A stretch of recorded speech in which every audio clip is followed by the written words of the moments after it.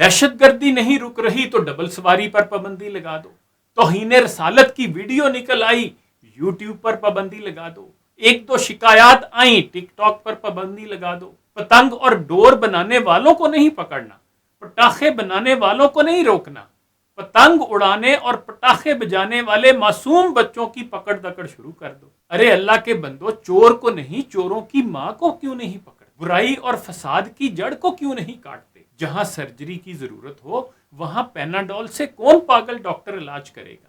اسی حوالے سے شرجیل اکبر صاحب نے لکھا ہے کہ بطور قوم یہ ہمارے خاص و عام، عوام اور اشرافیہ دونوں کا مشغلہ ہے۔ جو چیز درست نہ ہو سکے اسے بند کر دیا جائے۔ اللہ کے نیک بندو، پھل سستا کرنے کے لیے پھل کی خریداری ترک کرنا کوئی حل نہیں۔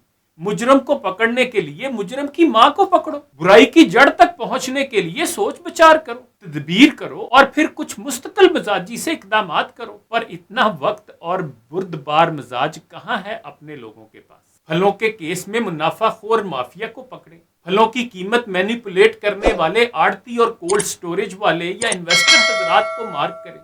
غریب دکاندار یا ریڑھی والا اس نظام میں سب سے کمزور مجرم ہے، بائیکاٹ اسی بیچارے کا ہوگا۔ بسنت پر پتنگ سے انسانی جان کو خطرہ ہے، اس کا علاج یہ ہے کہ اسے اور اس سے جڑی ساری انڈسٹری کو موت کے گھاٹ اتار دیا جائے۔ فرانس میں کسی فرد نے کوئی نامناسب حرکت کی ہے، ساری فرینچ پروڈکٹ کا استعمال بین کر دیا جائے۔ صہیونی سازشوں سے بچنے کے لیے ان کے بنے کولڈ ڈرنک، شیمپو اور دیگر مصنوعات کا بائیکاٹ کر دیا جائے۔ چلیں یہ بھی مان لیا کر لیں، امن و امان کی صورتحال کو خطرہ ہے، موٹر سائیکل کی ڈبل سواری کو بند کر دیا جائے۔ فلاں پارٹی کا جلسہ ہے، کنٹینر لگا کر تمام رستوں کو بند کر دیا جائے۔ شرجیل صاحب کہتے ہیں کہ ہمارے ہاں طرز فکر کو بدلنے کی ضرورت ہے۔ قوم کے ہر فرد کی سوچ تخریب پر مبنی ہے۔ روکنا، بند کرنا، ختم کرنا، بین کرنا، مٹا دینا، سر تن سے جدا کے نعرے، سب اسی کا شاخسانہ ہے۔ بھائی کبھی غصہ کھا کر ہماری قوم کچھ تعمیری سرگرمی کیوں نہیں کر جاتی؟ یہودی کولا کے مقابلے میں اپنی کولا کیوں نہیں لانچ کر دیتے؟ یہ نہیں کریں گے کیونکہ اس کے لیے محنت لگتی ہے۔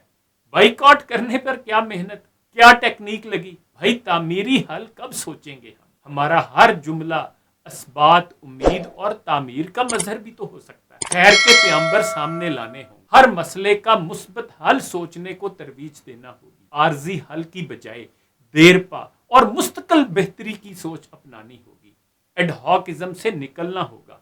بھائی خود سے اچھی چیز بنائیں اور پھر دشمن کی چیز خود ہی مارکیٹ سے آؤٹ ہو جائے گی۔ منڈیوں کے میکانزم کو جدید اور آزادانہ بنائیں، کسان کو ڈائریکٹ کنزیومر تک رسائی کے راستے بنائیں، پھل اور سبزی خود بخود سستے ہو جائیں گے۔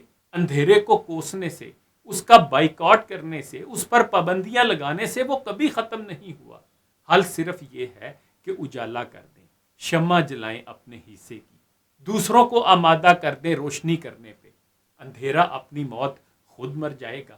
بقول شاعر، حاصل زندگی خیرت بھی ہے، حاصل زندگی جنوں ہی نہیں۔ آؤ اس تیرا بخت دنیا میں فکر کی روشنی کو عام کریں، امن کو جن سے تقویت پہنچے ایسی جنگوں کا اہتمام کریں۔